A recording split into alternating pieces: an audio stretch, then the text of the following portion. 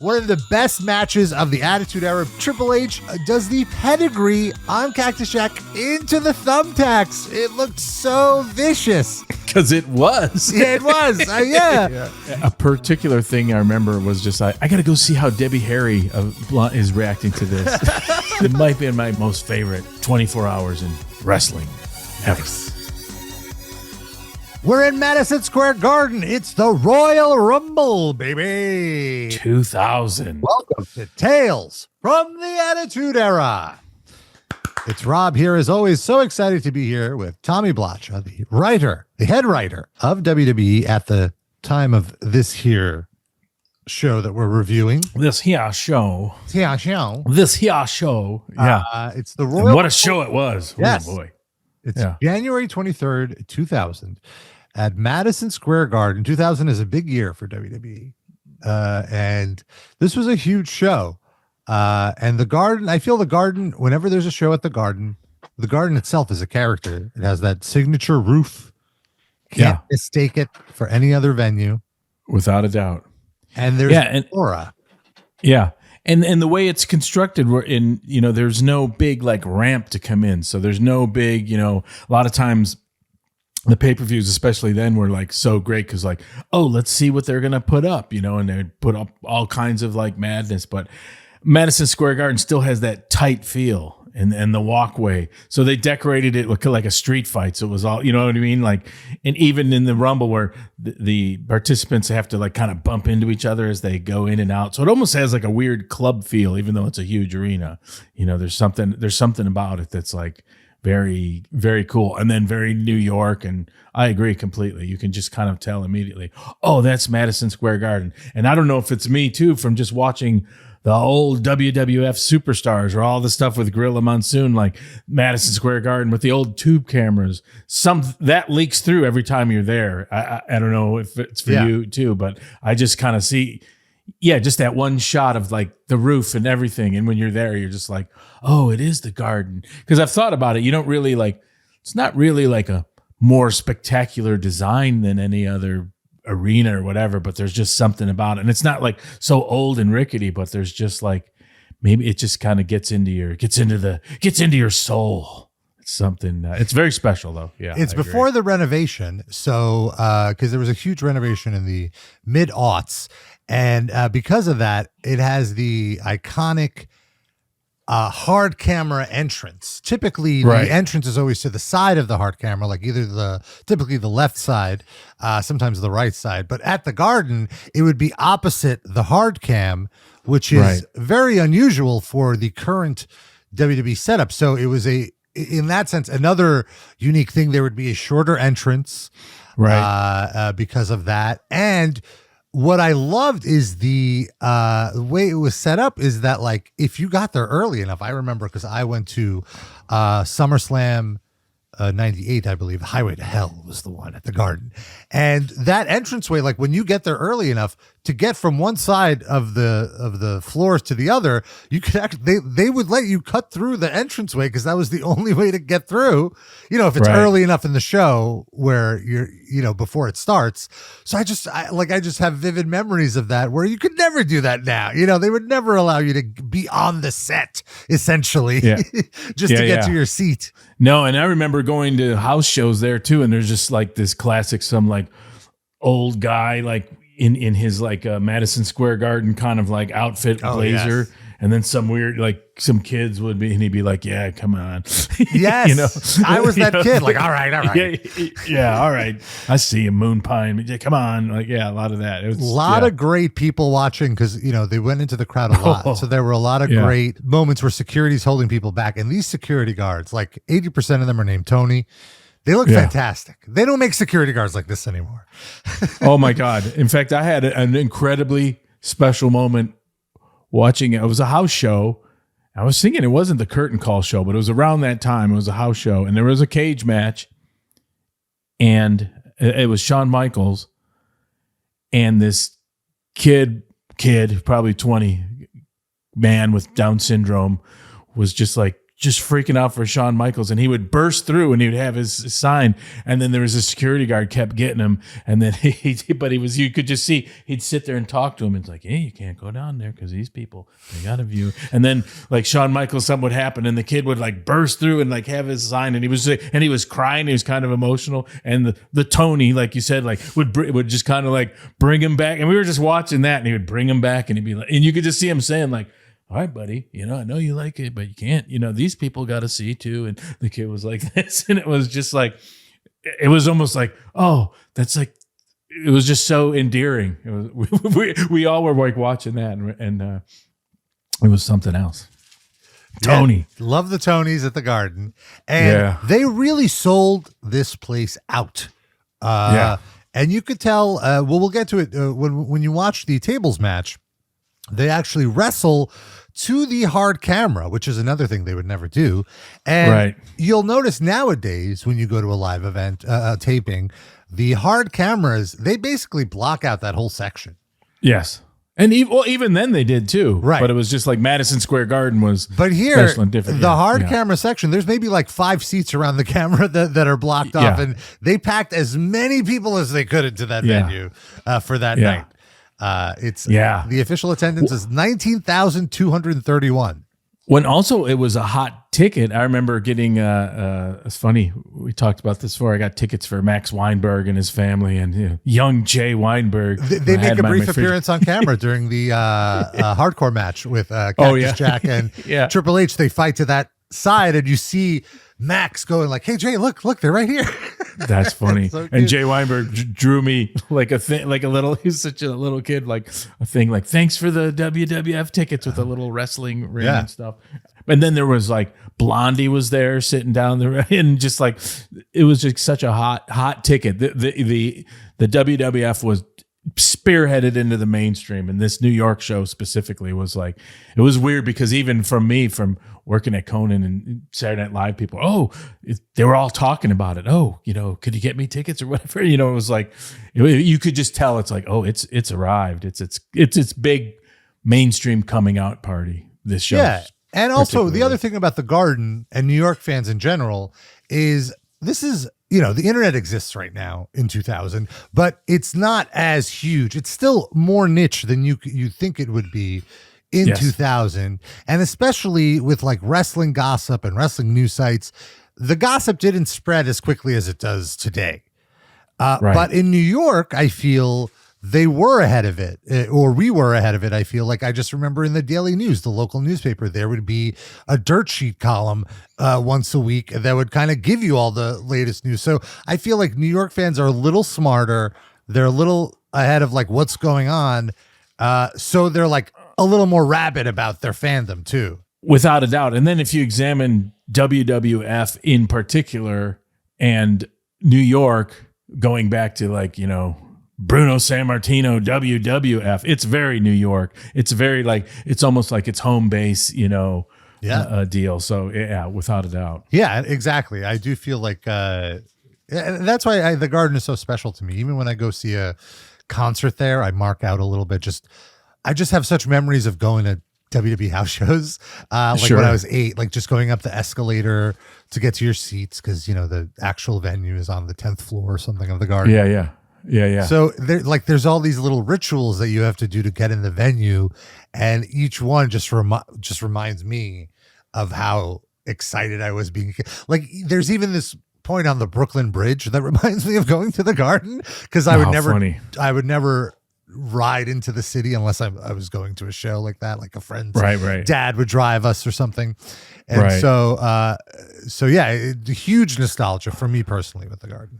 Did you ever go to a show where you saw like a TV taping or something, or some, sometimes even at house shows they did some TV taping. Did you ever see Gorilla Monsoon at a side table there? No. I would only go to house shows early on. The first TV taping I went to was Raw in '98, the one where Steve Austin stunned Vince McMahon for the first time, and that the first appearance of Cactus Jack. Whoa. Yeah, that's huge. A huge episode. And then I went to SummerSlam Highway to Hell after that. And then I kind of just stopped going to show. I think because actually I had a wrestling website. I started my own wrestling website at the time. Nice. So I was working. Yeah. It was a work night for me, so I couldn't go. Because I was thinking about watching this, the Royal Rumble 2000. Like, why didn't I go? Why didn't I go to this? I was the perfect age. This was like the height of my fandom. All my friends were into it. I could have totally went, but I guess I was probably covering it from WrestlingArena.com or whatever my Can't website. go to everything. Yeah. You know. Yeah. Well, this was one to go to for sure. This was quite a memorable show. Everything delivered, and it went by so quickly. I feel it was such a pleasure to watch for me. Yeah, it was a good show before it even got into the Rumble. Yeah. You know, and it was like, oh. Yeah, I watched this in two pieces. I watched before the Rumble and then the Rumble. I watched in two sittings, and the first half of the show, like I thought I was going to watch it in 3 sittings, but by the time I got up to Cactus and Triple H, I was like, no, I really want to watch this. I can't stop. That should be your instead of like 3 Michelin stars, yours that should go down like, if it's so good, it's 1 sitting. Right. You know, if you can keep 3 my sittings attention. you on a little chair, so I had to get up and get snacks. But this was so good, it was a 2 sitting. And then the Incredible One's a 1 sitting show. Yeah, the pacing was very interesting because I feel like you got hot very early. Yeah, but the crowd stayed with you. The crowd didn't get exhausted. And we'll talk about it as it goes on. So, well, that's what's great about the Rumble too, because you have, you know, and just the different kinds of matches, and you know, then when you go, oh, this is the Rumble is like the most brilliant thing, because you know I've seen house show battle royals. They're kind of funny when they start with all the participants in there, and you got to have a lot of that, like, I'm walking with my hands, I'm going to hit you. And the old, like, I'm putting my foot up and choking you and look, I mean, there's not enough room to do stuff. But the Rumble, you know, it can go to like so many parts. Oh, now there's just one person in there, you know, all the, you know, it's, you know, just really great for that. This was a particularly well-booked Rumble too, because sometimes I hate when it's just like, all right, there's too many people in the ring. Like, you got to clear the ring out. Yeah. But I thought the pacing here was really good for that. It was great, yeah. Let's go. So on Sunday Night Heat, there was a bunch of segments where people picked their numbers, and I guess there was an angle where the Mean Street Posse were not allowed in the Rumble, and Kai and Ty were pushed out of the Rumble, and that plays into the actual event. Yep. And Sunday Night Heat, this was great. There's just a natural, like, hey, pay-per-views, this is like the launching point for a pay-per-view, you know? Right. Also, this was the opening of WWF New York, the official opening of the restaurant, and he had Coachman there. And man, people were so excited to be on camera for his segments. They were just getting in front of him and like yelling. I love it. I love people yelling at the camera. Yeah, and that was another thing too that just kind of kept solidifying. Like, holy smokes, this thing. Because like when I left Conan to work here, it still was like, oh, you're working for wrestling. That's weird, you know? And by this point, so quickly, you're just like, oh my God, it's getting so big. And then like, holy shit, that's Times Square restaurant. That's, you know, that's a lot of money. And like, it's, you know, it's huge. It's hilarious. There's a great intro kind of recapping the Cactus Jack Triple H feud. Show some footage of Cactus Jack being king of the death match. Some classical music in the background, like very. This is the prototypical WWF promo package of the time. Yeah, great edit, and the big line is no laughter, no regret, no remorse. You hear the voiceover guy welcome you to the WWF Royal Rumble, a very cheesy 3D rendered graphic of Times Square, the Royal Rumble logo. The set is absolutely amazing. We briefly touched on it. There's just a hanging taxi cab. Yeah. And it's love it. It's the set itself. The entrance is like an alleyway with a bunch of bricks. And you know, it looks great. It looks iconic at this point. Yeah. You know, and there's not enough room kind of, and it's great. And that cab was so just great. That hard camera angle, he said, like, that's a cab. Oh, New York. It's like, we're in New York. I gotta have a cab. Starts off with Kurt Angle coming out to huge heat. Kurt Angle looks in incredible shape. It's so wild to see him in his prime and just like, man, this guy's a stud. Yeah, He's a gem. Immediately gets the local heat saying if we waited for Ewing and the Knicks to bring home a championship, it would take forever. That got a big laugh from me in modern time because never happened. So tonight, even if it's for one night, I've decided I'll be your champion. And, he's facing someone TBA. And to my point about how it's a smart crowd, the crowd is already chanting, "We want Taz." They know it's going to be Taz. Yep. Even though I read in the Observer that the WWF website said it wasn't going to be Taz. So they're trying to get people off the scent. But no.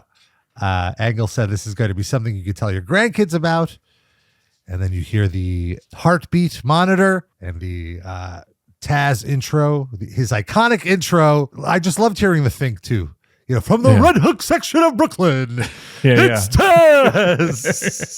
It's funny because, the concern, like, it doesn't matter of like, oh, we don't want the fans to know because we want it to be a surprise. You kind of like think like that. But then when things are so hot and things are so over and they're chanting for Taz, it's kind of like, oh, immediately like, what?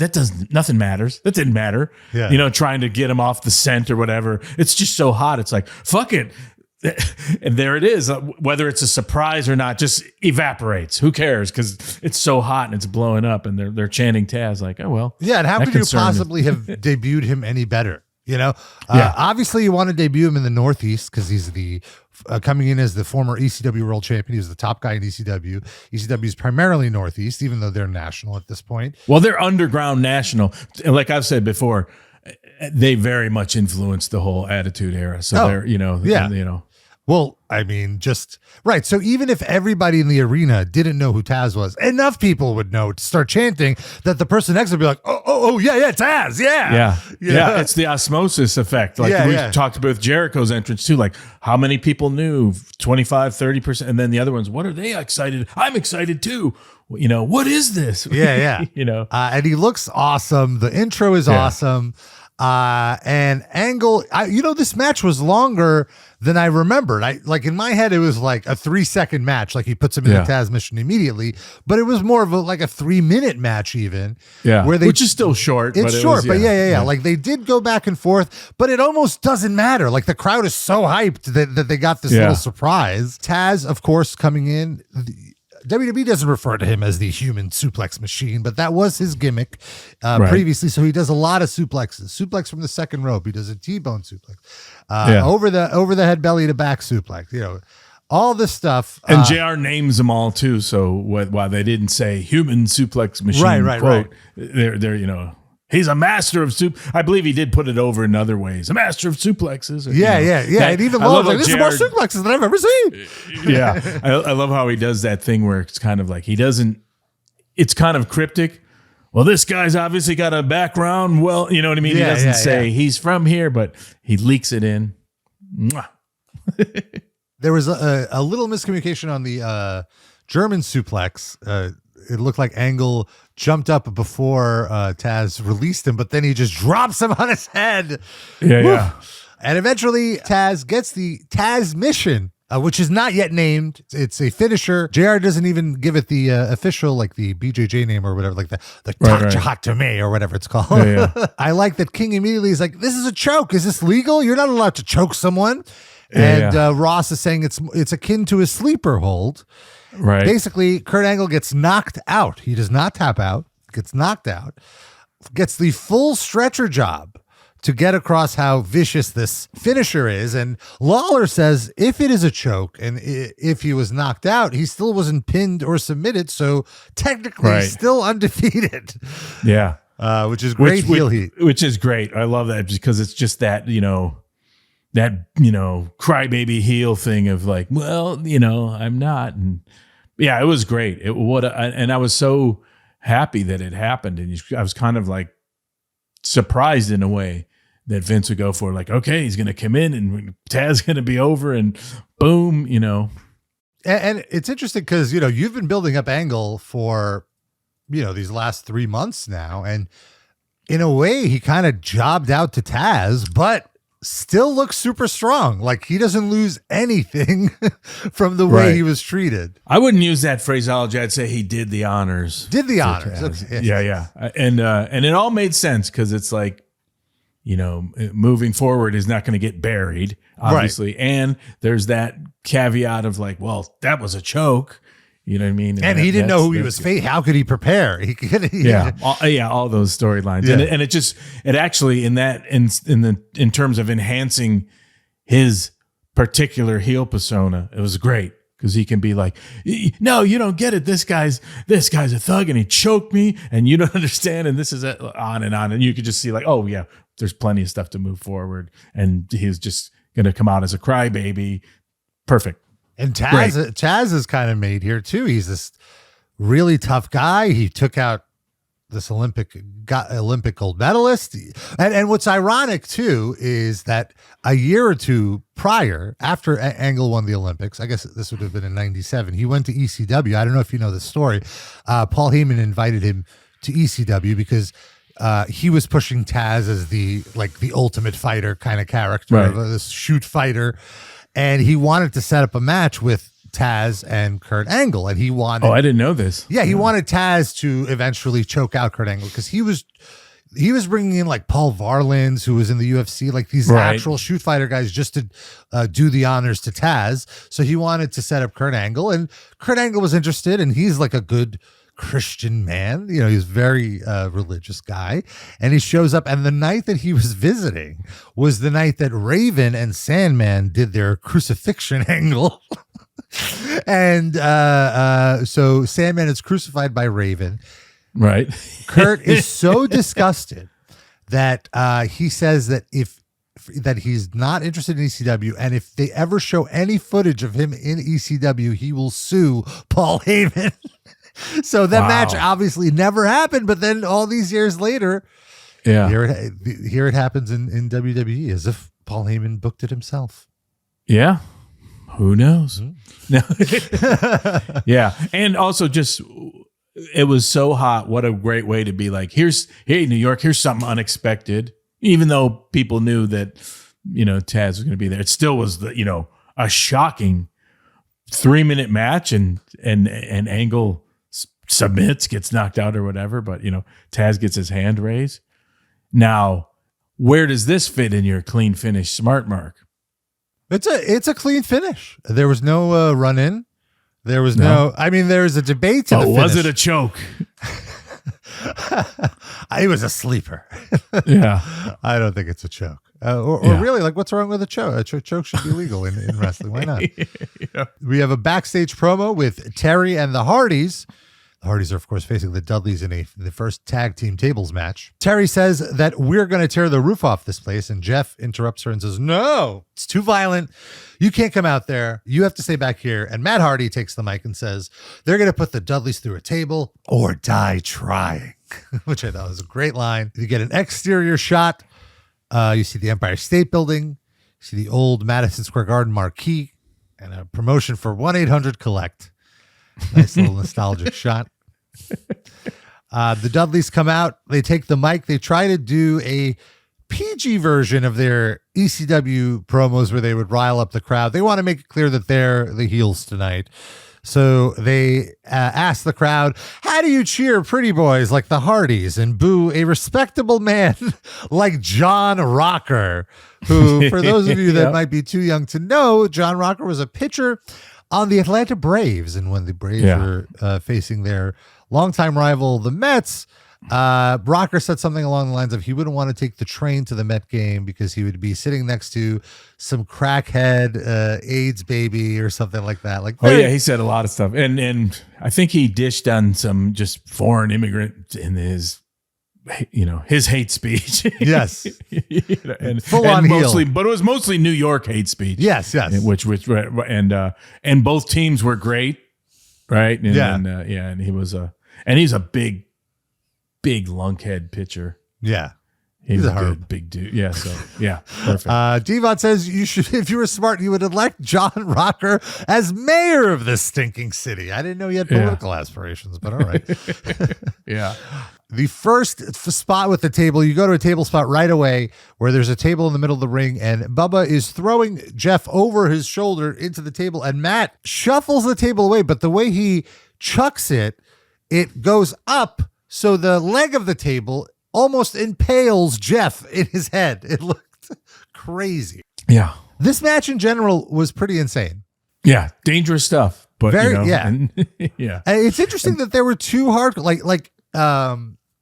that there was no concern that perhaps this match would take away from the intensity of the hardcore match later in the night for the world title. You know, well, there's always that concern, but then the participants, as they, you know, step through it with the agent and be like, okay, we got to do this or we got to elevate it. And what helped generally, I think, is the whole theme of the night was violence, New York, street fight. Yeah. So, you know what I mean?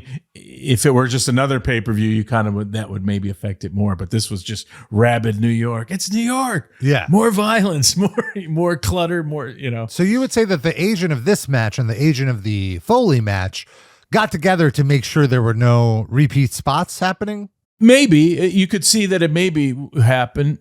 But also just that it was more just obvious that this was going to be a big tables match. So you got to, like, you know, just be a little bit aware. I don't know how much they would like. Right. Because I did wonder about that. But yeah, this was basically the proto TLC match. They had tables, they had ladders, and I guess they didn't have ladders, but they had chairs. Right. And tables. I mean, and they would know, like, then a later hardcore match, like, we're not going to set up some tables in the ring. Right. Yeah, I guess there were no tables in the full. There was the announce table, but none of the traditional tables. Yeah. Right. Some brutal chair shots to the head. So hard to watch nowadays. Even back then. I don't know. It was crazy. Because also it was kind of like, the standard is high, and then the guys are adrenalized. Yeah. And it's like, oof. Yeah. Eventually, the Hardyz set up Bubba, and they do a leg drop splash combo off the top rope. Oh, and there was a ladder because they brought out a ladder that Matt Hardy climbed on to do this finisher. So Bubba is eliminated. We learn that both members of the team have to be put through a table to be eliminated, and they have to be put through on an offensive move. So if somebody attempts to do a spot and another person gets out of the way and they fall through the table, that doesn't count. A very important asterisk here, because there were a ton of spots where they missed, but it looked so spectacular. Failing to put Devon through a table at one point. So the Dudleys eventually eliminate Matt by setting up two pairs of stairs in the ring and putting a table on top of it, and then powerbombing Matt through that. Looks so vicious. Yeah. It's so funny because those tables, sometimes, you know, I've heard tell like people like sometimes they're scored, and then like if a guy's, there's a whole formula, and sometimes guys will come back. If you're 300 pounds, don't score it because you go through faster. You don't need, you know what I mean? There's kind of like, oh, how much should we score it? But also like some of those like multiple ones that like, oh, sometimes they'll come back and like, oh, I just felt like a baby falling in because it went and all the stuff was there, and you're just like, oh, I didn't feel a thing, and it's just, you know, and the refs got to come in there and get like, you know, is he okay? And it's just like, oh, that was weird. Other ones, you're just like, that one didn't look as good. Like, oh, the thing went up my back. And, you never know. Ross puts over the sadistic, perverse enjoyment that Bubba gets for putting people through tables. Yeah. Continuing that angle. And that was one of the things that we always talk about. Like, you don't really, sometimes you're just, I found my job was just like, just try to enhance everything that's going around. But that was always a thing that I was glad to do when no one said like, oh, keep, you know, that camera on Bubba and go into that trance and call it almost orgasmic. And I remember, maybe I don't want to go that far. I don't want to say that like, oh, it's like he's having an orgasm or something, sick bastard. But he didn't go that far. But it was just like to call out things like that, and then to just see like, oh, he created a little motif of like, oh my God, this sadistic weirdo. Where's his mind go? And he, you know, does that. So, and that played out quite a bit for Bubba, and that was a good thing. This is when they go into the crowd. You really see the Garden security looking incredible. Yeah. These guys who really enjoy their chicken parm sandwiches. And who Tony, Paul, Tony. They set up two tables stacked on top of each other by the hard camera. Like they're literally at the hard camera station. This is also something that I feel WWE would never allow to happen nowadays. You know, they would block this differently than having it at the hard camera, but it was such a cool visual for the hard camera to show these close-ups of this action. And then also there was, you know, the one shot of Jeff Hardy standing up and you just see the whole venue behind him from his back. Like a lot of really, really cool shots here. Production was excellent here. Dudley set up Matt on one of those tables. And then Bubba climbs up to the balcony. Jeff shows up with a chair and smacks Devon on the ground, climbs up to the balcony. Him and Bubba fight. He hits Bubba with the chair. Bubba is dazed and he falls over onto the stacked tables, but he's already been eliminated. At this point, Matt grabs Devon, puts him on a third table. So Devon is laying across the table. And then this is when Jeff I wish you just had a big bulletin blackboard and you were writing this out and there was students trying to follow what. So then Jeff Hardy does this iconic swanton bomb from the balcony. You see the shot of the entire venue and his back. This is the moment that the Hardys explode. Like this was a star-making moment for the Hardys. They were already on the upward trajectory. This is New York, baby. And you just like they blew people. This is the first time a lot of people are really, really seeing the Hardys and seeing how spectacular they are. And this whole match was so well done. And even today, even knowing what was happening, watching this with my fresh eyes, I guess this is the first time in at least a decade I watched this event. I was still marking out like, wow, this is even by modern standards, a spectacular match. Yeah, I was marking out this whole show, remarking. But and like we said before, the last time like the Hardys went over, you just kind of felt too like, you know, the Hardys would need it more. I think a loss would hurt the Hardys more than it would affect the Dudleys, because the Dudleys are gnarly and they can absorb that and get pissed off and have much color. Like, you know, I think this really. And everyone was glad to do it for the Hardys too, and that's you know the nature of the good part of the business. We're like, oh, of course, you know, the Dudleys didn't, you know, feel or you know like, oh, you know, this is how you do business, right? And I feel like as the underdogs, they need the wins to show that they can hang with the Dudleys, because the assumption is they can't. Yeah, exactly. So and for the Dudleys, like you said, like tomorrow they could just put them both through a table again and. They're right back to where they were, you know. I agree. Kurt Angle is being checked on backstage. It's like he's just woken up. He asks the EMT if he won. The EMT doesn't know. All he knows is that Angle was choked out. And so Angle says, "Oh, choked out? That's illegal. I guess I'm undefeated then." Oh, great. Yep. Awesome. Yeah. The EMT is just like, I'm just trying to do my job here. All right. Yeah. I like that because, like, why belabor it? Like, just get to it. That and Angle's so funny that, you know, that they would just like, instead of like next time we bring it up, it was good. And just Angle's so funny. He's just so great. Now we have the Miss Royal Rumble, the first annual Miss Royal Rumble competition, the prestigious. And we went into detail about this in our Mae Young special a few months ago. Highly recommend checking out our 90-minute special going through a lot of Mae Young story from this era. And the Andy Richter right. And we had Andy on the show to talk about this. But I just want to briefly touch on it because I thought it was interesting. This was placed here as almost like a buffer. Like, oh, people are going to be really hyped up on that last match. We need to buffer it. But then I almost feel like it didn't bring the crowd down. It brought them even more. Right. And then the next match sort of acted as a buffer as a result almost. Well, I think the analogy for me is like a 7-course meal. Mm-hmm. Like there's this, but you don't want to have 2 whatever meat dishes.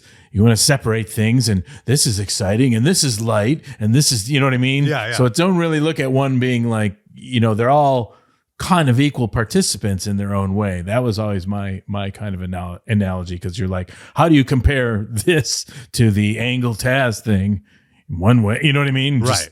But they both, and like we talked before, there's different pops, you know what I mean? Yeah.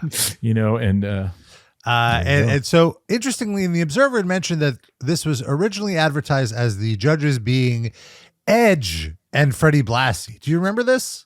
Do you remember anything about this? Because you were doing that angle with Edge about being married. I'll tell you this: things like that sometimes. I don't know how they get to the Observer, whatever, but it could have been.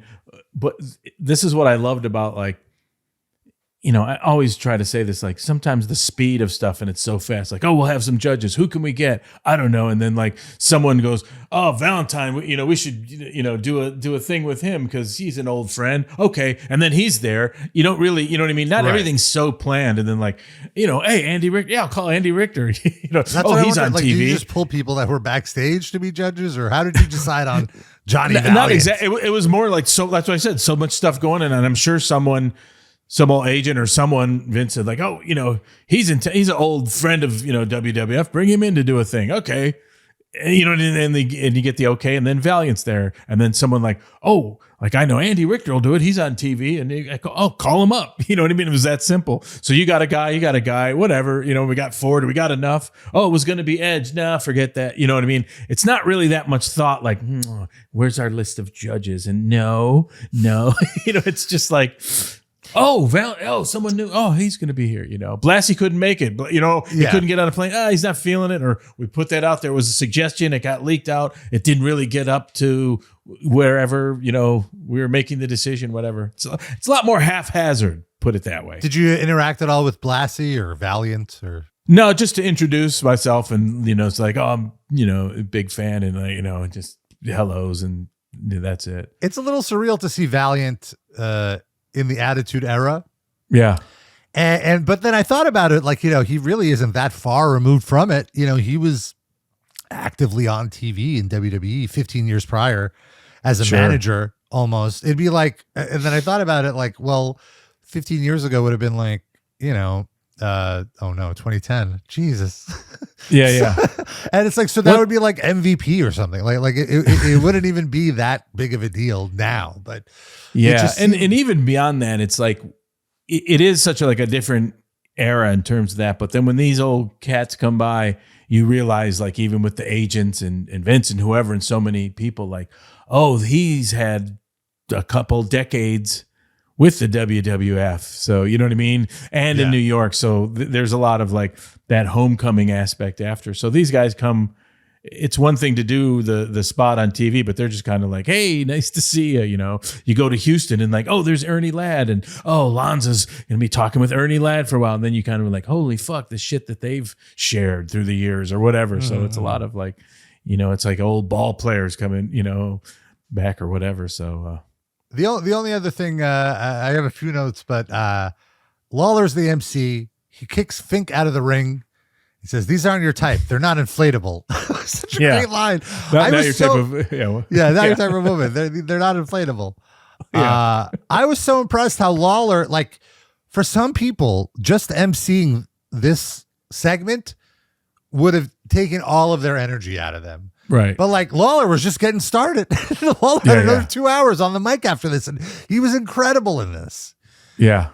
Well, that's when you realize too, these guys, like, sometimes, like Jerry Lawler, how many hours has Jerry Lawler been on TV? Right. You know what I mean? From Memphis to whatever, like, oh, thousands and thousands. Sure, it's a big pay-per-view. Sure, it's Madison Square Garden, but like, Lawler, huh? Yeah, for him, it's just Sunday. He's could sleepwalk through it. Yeah. It'd be great. It was so impressive. The contestants are Ivory, Terry, Jackie, BB, Luna, and the Cat. Some of this I could have believed, like Jackie doing a full-on stripper routine and like Lawler just losing it, just jumping up and down with excitement. Like, and I just love that it's in the hands of the judges. Well, that's all our contestants. It's in the hands of the judges, and then the piano sound. Yeah. The crowd was so into this when Mayhem came out. They knew what was happening, and like there was like we were just saying the different pops.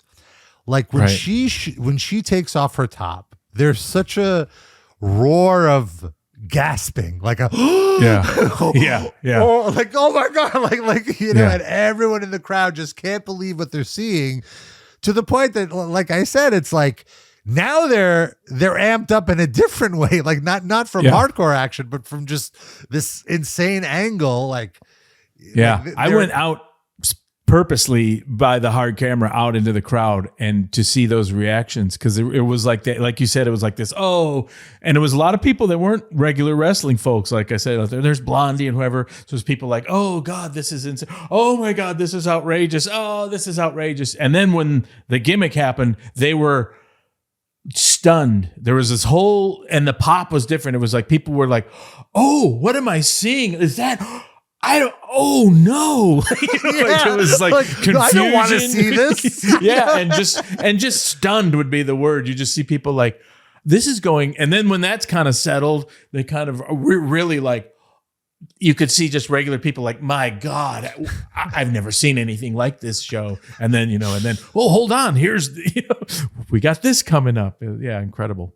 I feel like the WWE Network or Peacock or whatever has really done this segment dirty, because obviously there's the moment when May is declared the winner. She breaks free from Mark Henry covering her up and shows her puppies. And the timing of it is so funny, but in the Peacock edit, not only, like, I assume they would show that and just blur out her chest, which, as we've established in the special, was not really her bare chest. It was a prosthetic. Right. It was a really well done prosthetic, because I could not see where the prosthetic ended and where her body began. Like, I assume it's a whole like shirt that she had to put on, right? Right. But you don't see it in the neck. You don't see the discoloration. They don't even show that shot. They cut to another angle of like Jackie and the cat reacting. So you don't even get the comedic punchline of her. I know it's rude and it sucks. You're right, because it's like, what's the big deal when you can feel, when you have a censored on or a blur, you can feel the moment still, and you kind of be like, oh, I'd love to see that, but now I understand why everyone did it. But when they cut it like that, it's kind of like, it's rude to the people involved in the production. Like, this was an apex of a moment. This was well crafted, for whatever you think about TV, wrestling, whatever, and pulled off perfectly for all the people involved, myself included, to be like, oh yeah, fuck you. Why you got to cut it like that? Like, you can't even put the bar on it or something. Yeah. No, we don't even want to. What? It's rude, and it's. I had to go. You can find it if you Google it. You can find it, but it's so low quality. You lose the effect because of the compression. But the original. But even the low quality, you feel the moment. They take the moment out. Yes, exactly. Rude, and it's such an iconic attitude era moment. Yeah, absolutely. That it's offensive. And it's also like Peacock. Oh, watch the Attitude Era, but not that. And there's breasts on Peacock. There's movies with breasts in them. You know, like what is? Come on. Well, wrestling is always the thing that confuses people. It's for kids. Is it for kids? They're getting hurt. They shouldn't watch this. What's it for? It's for adults. It's outrageous. It's edgy. What is it? It's forever. It just fucks everything up, which is I kind of enjoy that aspect of it. But you get the remote of Coachman at WWF New York. And as I was saying earlier, like the fans were so amped to be there and nuts and like just yelling at the camera. So excited to be there. The coach has to physically shove people out of the shot so he could finish his remote. Backstage, you have Chyna and Jericho arguing over who's going to be wearing the title into the ring. I believe it would be Dave Hebner that came and takes the title away and says, "Don't worry, I'll bring it out there. You guys just go out there and have your match." It's Jericho versus Chyna versus Hardcore Holly to determine the undisputed Intercontinental Champion. Jericho gets some mic time. I feel like you're really trying to rehab Jericho. Like you're really trying to make Jericho here. You're always giving him mic time. Giving him a chance to shine. I would correct you there and say we're giving Jericho the opportunity to make himself. You're giving him the brass ring to grab. Yeah, because basically it's like he's good on the mic. Give it to him. Let him get himself over. That's kind of. Yeah, exactly. And he does. He welcomes everyone to Madison Square Jericho. There'll be a bigger celebration than the Y2K bash in Times Square. And this is where I was saying, like, I feel like it took the crowd a few minutes to get into this match because they were still on such a high from the Mae Young flashing, as ridiculous as that sounds. Yeah, and often there's a thing, just whatever, like the kind of, what was this, the fourth match? There's always a thing there where they say, like, that fourth match is like, oh, people got to go pee. Yeah, and get their stuff, you know. Well, this is the third match, actually. Third match. And so maybe the adrenalizing made him have to pee earlier. Right. Well, I actually think the next match does suffer from what you're saying of like the bathroom break match for sure. It's an athletic match. But again, not much reaction initially. Chyna goes for the handspring elbow and she gets booed. The Garden crowd does not like Chyna right now. Or maybe they're pushing back on her push. You know, and because they're such fans of Jericho, like I said, this is a smart crowd. Yeah. So I'm sure smart fans are more into Jericho than they would be into Chyna. So it was surprising getting a little pushback here. Yeah, you're right. I guess, yeah, that's probably, I'm trying to think like why that's not true. But I think if you break it down, it is the smart marks going like, she's getting over pushed and he's not getting pushed enough. And who deserves it in terms of like the background of wrestling. So it probably is that. Yeah. Yeah. Like I'm more entertained by Jericho, so I'm going to root for him and boo Chyna. Yeah. And also there is an aspect of that. Like, and Jericho's been to Japan and this, and he's got these dudes and now he's here and what, it's his time. Yeah. There's a fun spot where both Jericho and Chyna go for a pin at the same time on Holly, and they almost get it. And then they both jump off, not wanting to do the double pin to continue to be co-champions. Right. I thought that was a great spot. Chyna eventually low blows Chris Jericho, throws him out of the ring, and gives Hardcore Holly a pedigree for a pop. First cross-reference of Triple H in quite a while since they've separated the two of them. Cross-reference finisher. Ross even notes that it's Triple H's pedigree that she hits. Then Chyna is on Bob Holly's shoulders like a doomsday device, and Jericho hits Chyna with a crossbody. Later on in the match, Chyna does a huge superplex on Hardcore Holly. I can't believe he agreed to take that. Chyna goes for the Boston Crab on Holly, and Jericho grabs her head, gives her a bulldog, and then does the lion salt to get the victory. He pins Chyna, and he is the undisputed champion. I'm surprised Chyna did the honors here and not Hardcore Holly, but maybe he felt like, hey, I'm already letting Chyna superplex me. I'm not taking the pin. Well, also, I think a lot of the thought was like, really put it to rest. You wouldn't have put it to rest if he would have pinned Holly. You know what I mean? It's just like this kind of like put it. But then in the Royal Rumble, you essentially reignite the feud. It looks like it's going to keep going.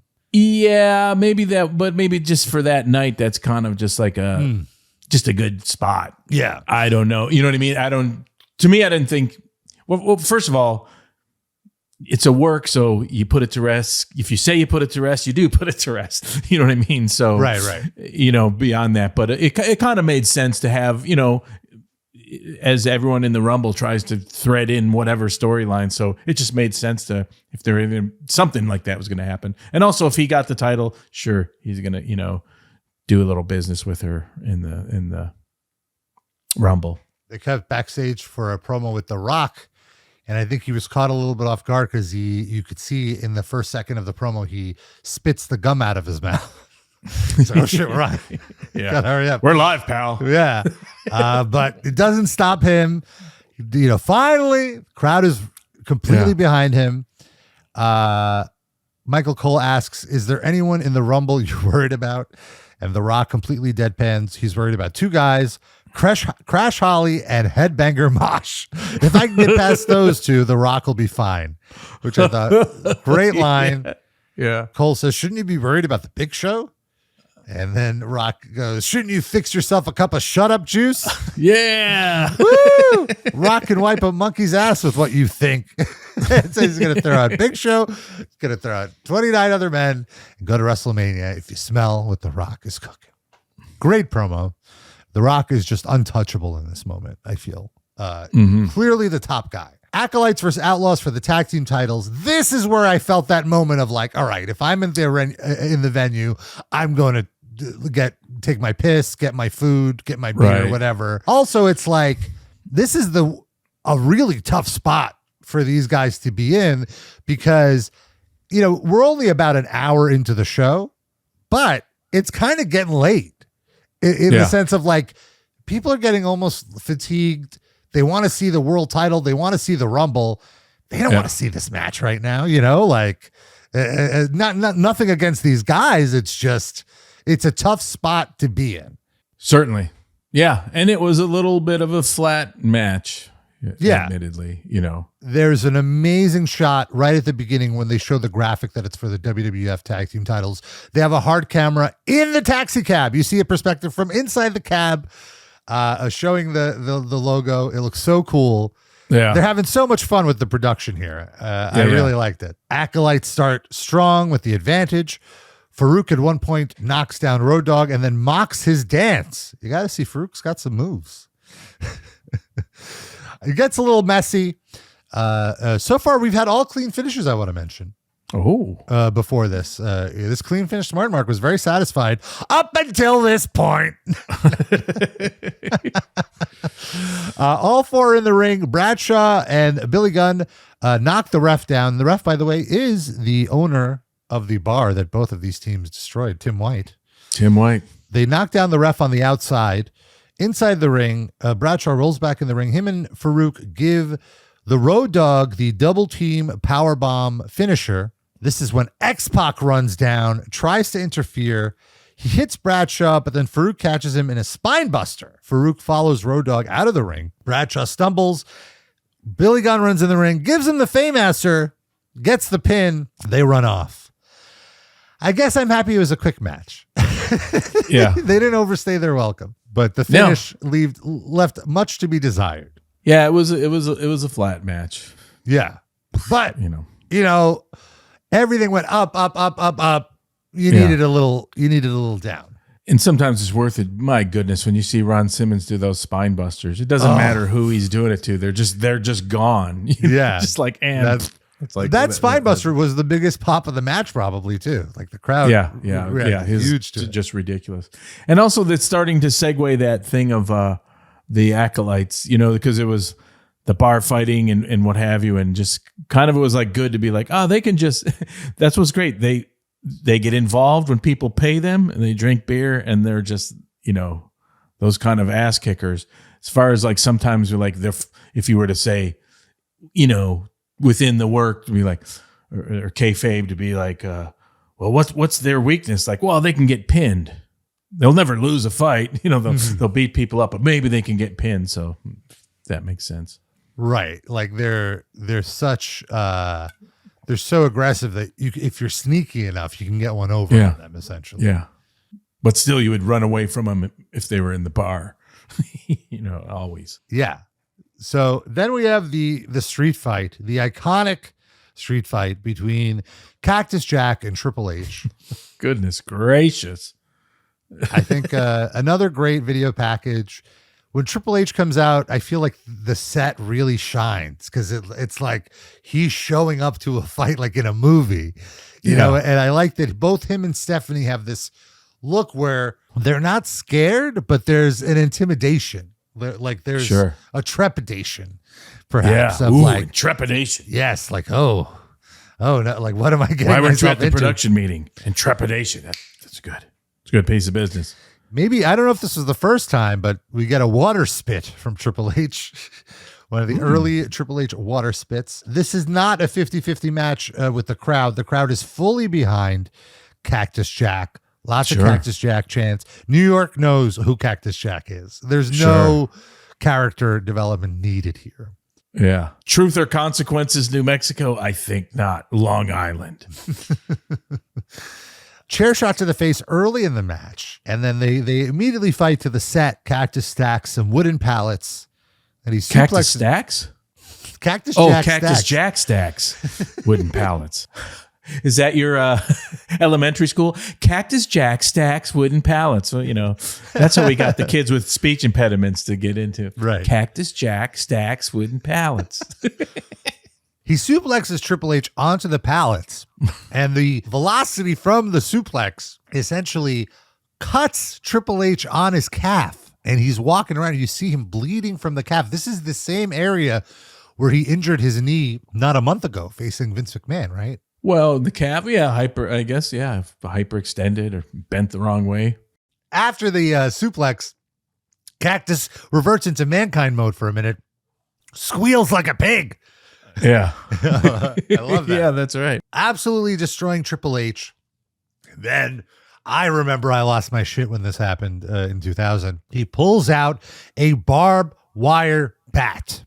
Yeah. This is the first time we've ever seen barbed wire in WWE. This is huge. Yeah. Now, I wonder if that's true. I thought about way it. back in the day. Oh, I don't know. Maybe in the 70s. Yeah. But You could be right. Yeah. in modern times, Cactus Jack never used barbed wire. He used thumbtacks in the Hell in the Cell, Sure. but not barbed wire. Maybe someone will put in the comments the Moondogs in 1974 Right, in the Boston Garden. And what's interesting is Meltzer noted that ECW wanted to do a barbed wire match at their New York show a few weeks prior, and the New York State Athletic Commission would not allow it. But I guess WWE has different rules than ECW, I guess, because they can sure afford do. those fines. Well, and, yeah. And the other element is that ECW wanted to do a barbed wire match on pay-per-view, and the pay-per-view providers would not allow it, said they wouldn't air it. But for WWE, the rules are different. Well, and also this is pulling out a barbed wire. It's not barbed wire around the ring. Yeah. You're not advertising ahead of time. Such, it's different. Yeah. But this is great. I was losing. I couldn't believe it. And also, I was like, there's no way, outside of kayfabe, my Mark head was like, Triple H isn't going to take barbed wire shots. He can't handle that. He's not man enough to take barbed wire shots. So he pulls out the bat. He goes to swing, kind of like what you were saying. We're like, yeah. Big swing. And of course, Triple H kicks him in the gut. He drops the bat. Triple H grabs the bat and he goes swinging on Cactus Jack. And I really like that you get across that this is real barbed wire because the bat sticks to Cactus Jack's shirt. You could see parts of his shirt. And Ross says that there's large parts of Cactus's epidermis on that barbed wire. Yeah. Such a great line. Very few people, like maybe Terry Funk, Cactus Jack, Mick Foley, get over more by being the recipient of something. Right. What I mean? And they get viewed as tougher and by getting beaten on. Where Triple H is like, oh, I hit him. Like, yeah, he's tougher because that's where the work and the kayfabe dissolve into one, and it's like the bump is more impressive. Cactus regains momentum, and he gives Hunter a low blow with the barbed wire bat, which looked great. And then the ref takes the bat and removes it from the ring, eliciting huge boos from the crowd. Yeah. Amazing. And eventually Cactus makes it 2, wakes up, looks around, doesn't see the bat, and flips out. And he attacks the ref. He's like, where is my bat? And the crowd crowd is with him. They're so excited. And the ref points to the Spanish announce table, which is where he put the bat. And Cactus rolls out of the ring. Hugo Savinovich has the bat, so he grabs the bat and then punches Hugo. A huge pop for Hugo. Hugo sells big. And I want to say, if you have a good eye, if you have a good mark eye, this is a different bat because the initial bat, the barbed wire kind of got detached.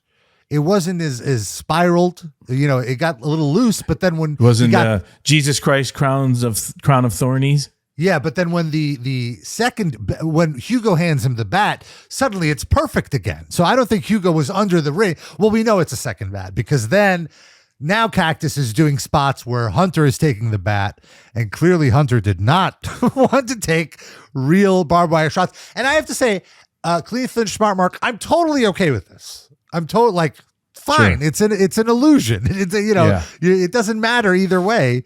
And because they did such a great job protecting it, I didn't even realize it until many, many years later. At the time, I was like, I couldn't believe Hunter is taking this punishment. And sometimes, the gimmicked barbed wire is just like filed down real barbed wire. Right. It's not still, quite, right. It's just not quite as sharp. But it's still not pleasant. I can't imagine. Right. So Cactus swings at Hunter's face. Hunter immediately gigs. And he's a crimson mask. This is so much blood, a lot of blood. I want to point out that at this moment, the crowd is hushed. But this isn't like, it's not like at the beginning of the China match where they're not like into it. This is like all eyes are on them and they're just like, oh, this is crazy. I don't even know how to react right now. I'm so enamored by this. You're exactly right. That's why I put this whole experience for me in like top 3 being there live. Cause I was going out always in like, just scoping the audience and these different people. And you were right. They're just like, oh my God, we've gone on such a roller coaster ride. And like some people, I don't even know, is this, when someone's there's all the thing about pro wrestling and gigging and blood in general is like, it kind of transcends entertainment, in a way, it's completely like, what is going on? These people are bleeding for you. Yeah. It's insane. Yeah. And it's just like, in the crowd, you're just like, this is what I imagine the crowd is like right now, like just watching. Yeah. Cactus gets the announce table. He attempts a pile driver. It's reversed. And it looks so bad because it's a, over the top. Cactus does a back bump, and it looked like his back landed on those old monitors, those stiff old monitors that have no give. And I just which is always a hilarious thing when you're going over there and like, I've got to move these monitors to destroy my opponent. Like, why would you? Hit him with the monitor. Yeah. This is when I spotted Max Weinberg in the crowd pointing out like, oh, look, they're right in front of us. When they're both dead in that corner. And then Cactus Jack gets handcuffed, shades of the previous Royal Rumble, where Rock handcuffed Mankind and gave him 12 stiff chair shots to the head. Oof. Not fun to watch. And still, I love this spot because he handcuffs him and Cactus Jack still fights back even without his hands. He trips Triple H. He kicks him. He's fighting. And like the crowd is even more behind Cactus Jack here. Triple H gets the advantage and hits Cactus Jack so hard with a chair that the chair breaks. I've never seen that before. They're in the alleyway. Cactus is on his knees, goading Triple H. Come here, hit me. And Triple H is about to do it when who shows up? But The Rock comes out of nowhere and smacks Triple H in the face with a chair, and the crowd erupts. Yeah. And then a police officer comes by and frees Cactus from the handcuffs. New York's finest. Cactus gets the advantage, grabs a giant bag of thumbtacks. Like, this is like, where else can they go at this point? And there was a lot of thumbtacks. Jim Ross is losing his mind. Stephanie comes out and tries to distract Foley, and eventually he gets backdropped onto the tacks for a huge, huge pop. It looked so vicious. Like, the crowd couldn't believe it. Like I said, I kept going out because a particular thing I remember was just I got to go see how Debbie Harry of Blunt is reacting to this.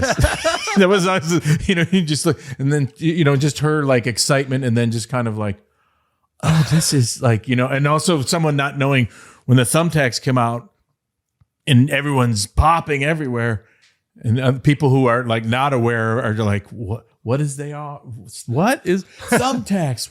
Thumbtacks. Yeah, how do you even use them? How do you use them in the fight? Yeah, and then it's hilarious. Then Triple H does the pedigree on Cactus Jack into the thumbtacks. It looked so vicious.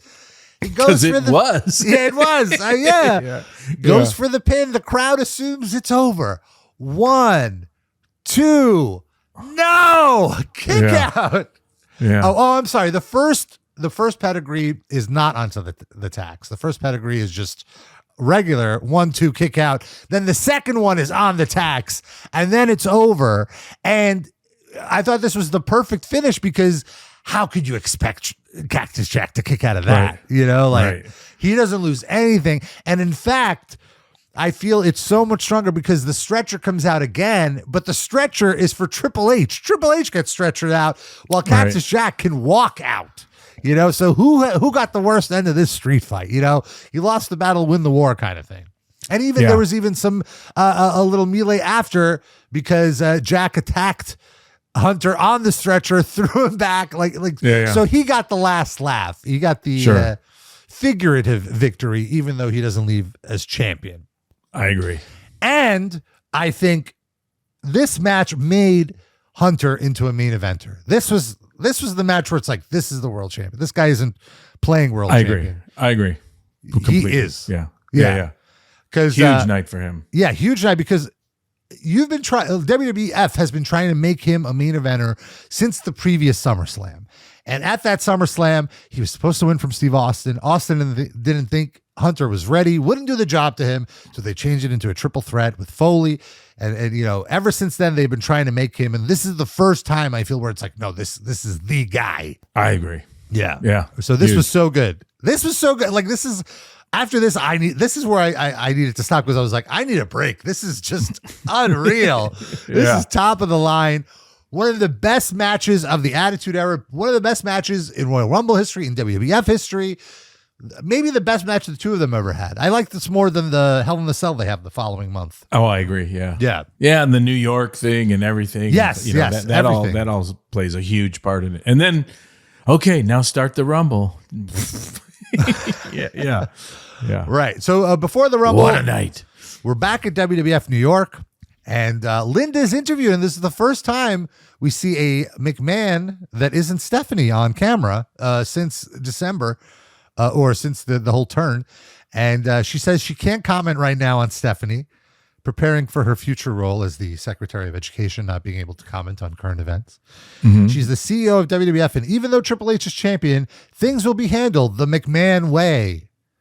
A little WrestleMania foreshadowing. We get a recap of the Royal Rumble 1995, where 1 foot of Shawn Michaels touched the floor, and he still won. So something to note for this Royal Rumble. Now let's talk about the Royal Rumble itself.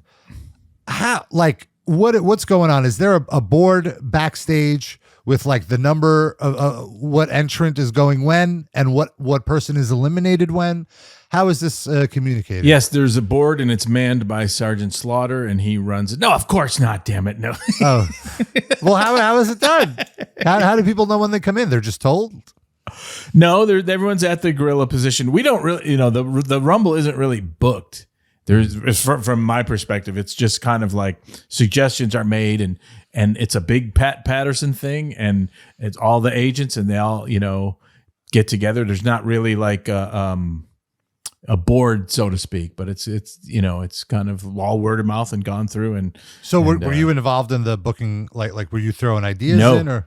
And just before, you might throw something in there and a lot of things were concurrent. Like, it'd be obvious. Like Rikishi, there should be a moment where, Rikishi clears everyone and they dance, you know what I mean? Just that's kind of an obvious suggestion. But for the most part, this is big Pat Patterson, agents, participants himself, which was so great about the WWF at the time. It wasn't like this overall, like, what should we do? What should I do? It's like everyone's like bringing things. So it's a big Pat Patterson deal. It was then.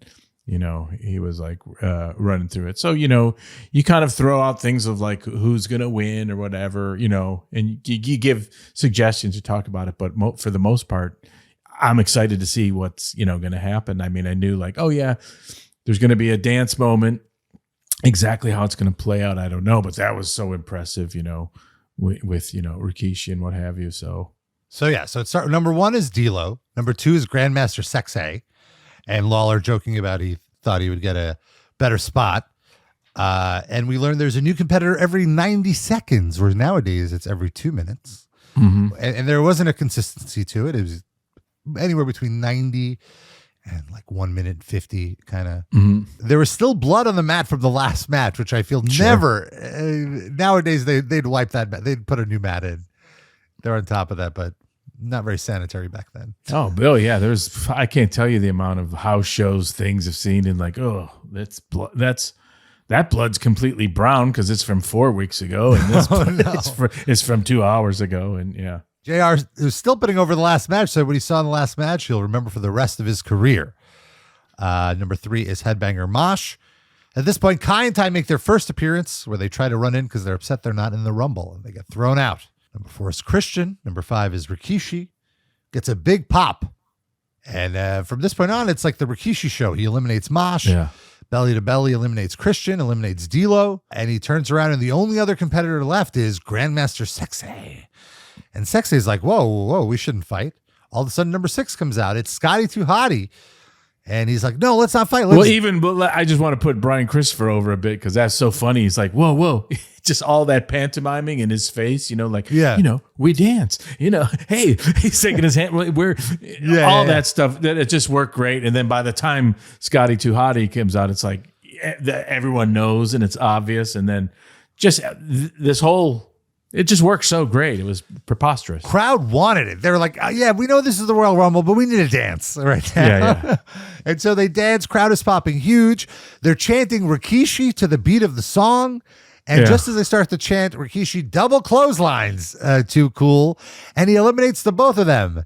Well, before that, this is hilarious. They get up, lights go down. Oh, yes, right. Yeah. Which is hilarious. Like, okay, lights are ready to go down.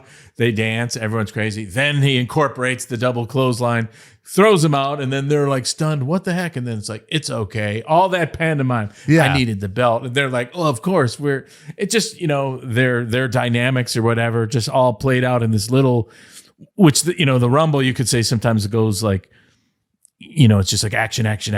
This was like this weird reprieve in the middle of it, and this little thing happened, which was so unique and just worked so great. And then like back to he's a monster, it was great. It was, you got your Gaga in, you made him a monster. It was like all one-stop shopping. Incredible.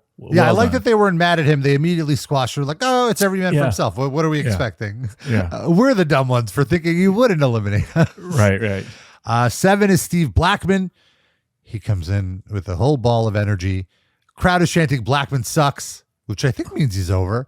And Rikishi does his finisher slam and eliminates Blackman. Then we have Viscera, a nice visual. The crowd is like, oh, this is good. It's a fun showdown. Rikishi gets the better of it, eliminates Viscera. Next is Big Boss Man, number 9. And Boss Man's smart. He's like, I'm not coming in here. I'm not going to get eliminated. I'm going to wait. And he waits until number 10. Number 10 is Test. Someone Bossman's been feuding with. Test is pissed. He's not a herb anymore. So he attacks Bossman and throws him in. He goes over after Rikishi, and Bossman gives him a low blow. And then Rikishi gives Bossman a low blow. A lot of low blows on this show. Yep. 11 is Bulldog. 12 is Gangrel. Kai and Tai again try to crash the party. Bossman throws Taka out so hard he gets a concussion. He hits his head and gets a concussion. Out for the rest of the night. Sent to the hospital. Can't even complete his angle. 13 is Edge. Edge gets a nice pop. I think also the Rumble really separates who's over from who's not over. You really see the authentic overness here. And Edge is over. Number 14, surprise entrant Bob Backlund, who you learn was running for Congress in Connecticut. I'm guessing he did not win, I don't think. He did not win. No, he did not. Any interaction with Bob Backlund backstage? Well, yeah. Bob Backlund is just... And he was around like the week before a bit here and there. And when he meets you, he's just like, oh, hey, how are you? He's just like that complete kind of like howdy doody character. And it was funny. And he's just like, it's odd. It's kind of like, are the lines blurred? And then I saw him talking to someone who I didn't know, someone he's with or something. He was talking about like the Title IX of college sports, which is something about equal funding or something. And he switched into this such a knowledgeable guy about college athletics. He goes, well, the thing about Title IX that's not good and this and that, and and how it's affecting collegiate wrestling. And then it'd be like, oh my God, he's just talking so articulately about this. And then someone else came by and he's like, oh, hi, how are you? And you're like, oh, is he so decades of kayfabe that it's affected his actual, or is he just being kayfabe, or is he I don't know. He was very fascinating to me. And then he's just like, oh, he's just like a big old goofball. And then he was like kind of pitching, his step challenge. He was telling me I could still do the step challenge, whatever age he was, which is like, he's like, I can still step up and down on a chair for 3 hours or whatever the fuck, and he's just, and you're like, oh yeah. Oh, how old is he? Oh, he'll fucking just kick your fucking ass. Yeah, I bet. He's just, oh my God. I'm sure he can stretch anybody. Very unique weirdo, so even back in the day when he was all, oh shucks, when, the champion had to be able to handle themselves in Japan or whatever, he was still like, you couldn't fuck with him. Yeah, I would not want to fuck with him ever. He looks like a real tough guy. 6 men eliminate Rikishi, further putting him over, I feel, because it's not just one person that can end it for him. And Rikishi was great. This whole thing put him over. And sometimes I'm amazed. Sometimes you forget, like, okay, he was in there. He did his different spots. He was in there quite a while, but he doesn't blow up. He doesn't get winded. He does all that shit, and sometimes you forget he's 400 plus pounds with those legs and that body, and he can run, and he's athletic, and he's just doing all this stuff, and you're just kind of like sometimes like, oh wait a minute, that's not, you can't do that at 400 pounds. Yeah, he had this spot with Viscera. Viscera is incredible. Comes in, Viscera is going to be blown up. Viscera can't do 10% of the stuff Rikishi can do. Right, right. No, yeah, exactly. No offense. It's just 500 pounds, but it's like, no, 400 pounders can't do that. But he's doing it, Yeah, it's just like, wow. So Rikishi's eliminated by 6 guys. Number 15 is Jericho, double duty. A few people pulling double duty here, which kind of shows how thin the roster is in WWE in the moment, because nowadays I feel it's the opposite, where like most guys aren't on the Rumble, Right. Whereas here, like 4 or 5, I think maybe the entire undercard is on the Rumble. I guess the Hardys and Dudleys weren't in, but all the singles competitors were in. Right. Oh, and Acolytes and the Outlaws were in as well. Okay, so then we have Crash Holly. Edge spanks Crash at one point, and you could tell after Crash was like laughing with him in the corner about it. Like, like, what are you doing? How dare you? Yeah. 17 is Chyna, who actually gets a surprise pop, even though she was booed earlier. Goes right after Jericho, suplexes Jericho off the apron, eliminating him, and then gets knocked down by Boss Man. And then the two of them fight to the back. 18 is Farouk. He gets jumped by the Posse. This allows Boss Man to eliminate Farouk. 19 is Road Dogg. 20 is Al Snow. Road Dogg eliminates Bulldog at this point. 21 is Val Venus. At this point, Funaki crashes alone. We learn Taka got a concussion. For some reason, Lawler keeps calling them Chinese, and Ross has to clarify they're actually Japanese. Yeah. 22 Rude. is Albert. This is where Edge gets eliminated. 23 is Hardcore Holly. 24 is The Rock. Huge pop. Immediately takes out Boss Man. Clean in house. Now this is when the crowd is awake again. Like, oh, now the Rumble started, you know? 25 is Billy Gunn. Crash Holly eliminated. 26 is Big Show. 27 is Bradshaw. Again, Posse attacks him. He destroys them, but still the Outlaws have a second to eliminate them. But then afterwards, both members of the Acolytes beat the living shit out of the Posse. Yeah. In the apron. Poor Posse still have to feud with the fucking Acolytes. 28 is Kane. 29 is Godfather, who gets a big pop. And number 30 is, of course, X-Pac. So with all 30 entrants in, the last people left are The Rock, Big Show, Godfather, Al Snow, X-Pac, Billy Gunn, Road Dogg, and Hardcore Holly. Big Show eliminates Godfather. Rock eliminates Snow. Gunn eliminates Road Dogg. Kane eliminates Billy Gunn. Outlaws pull Kane out of the ring. At this point, Rock eliminates X-Pac, but the ref didn't see it. Even in the Rumble, you can't have a clean finish. God damn. So X-Pac comes back in. Kane is back in the ring, and then Kane power slams Big Show. X-Pac eliminates Kane with a spin kick. Big Show grabs X-Pac, press slams him over the top in front of the referees now so they see it. And now it's down to The Rock and the Big Show. Rock gives Big Show a people's elbow, almost eliminates Big Show, but Show choke slams him. Show grabs Rock into a power slam to eliminate. Rock holds onto the top rope. although not really, and then eliminates Big Show. Big Show falls out and wins. The Rock is going to WrestleMania. Right. Crowd is very happy. And it's like, who else could have won? It had to have been The Rock. Overall, a fun Rumble, but I think the peak of the show was the Cactus Jack match. So it took a little bit to get the crowd back. Yeah, sure. But is remarkable to have the crowd 3+ hours just sizzling hot. Yeah. But yeah. But a great Rumble too. Like did all the business of like the feuds and the storylines within it, X-Pac, Kane, the Rikishi stuff was great, and what was so fun. So everyone knew backstage by this one that like, what a show. Mm-hmm. This is huge.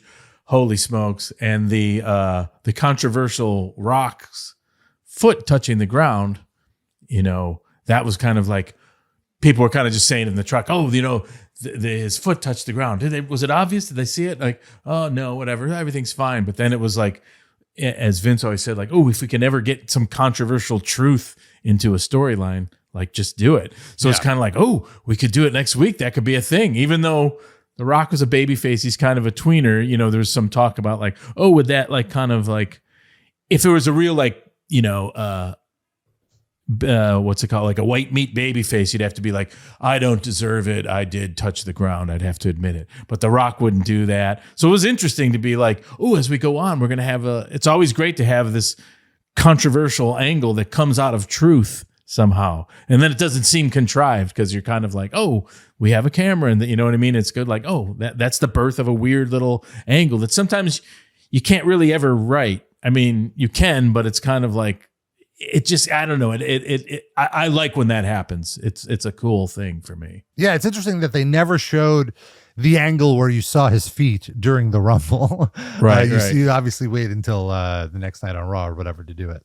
Yeah. And it was like right after the show in the postmortem was kind of like talked about. And then it just was like, ooh, log that. We'll talk about that, in a couple of days, whether we can, incorporate that in. Oh, you know what I mean? So that's always fun. And that's another example of the whole machine being like, oh, this is great. And we can go here and what, you know what I mean? And after these events, which was so great to write or book, be like, okay, what do we got? What happened?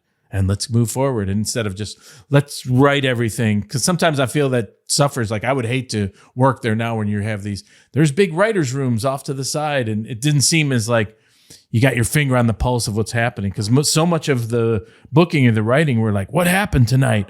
Okay, let's move forward. Even though it's kayfabe, it's still the event happened and you're taking what succeeded and what actually happened and always moving it. And I think that made it such a memorable era, if you will. Yeah, I thought I thought you guys should have been very happy with the Rumble at the end of it. It was a successful event, very memorable, still talked about to this day. Yeah, and it was great. I lived in Manhattan. I slept in my own bed, went there, partied after. It might be my most favorite 24 hours in wrestling ever. Nice. Well, that's our Royal Rumble coverage. I think our next episode, we're going to try to do the Q&A. So If you have a question for us, drop it. tftattitudeera@gmail.com. And we're going to talk a lot about, we're going to be jumping all over the place. So tune in for that. And until then, thanks for tuning in to Tales from the Attitude Era. Woo!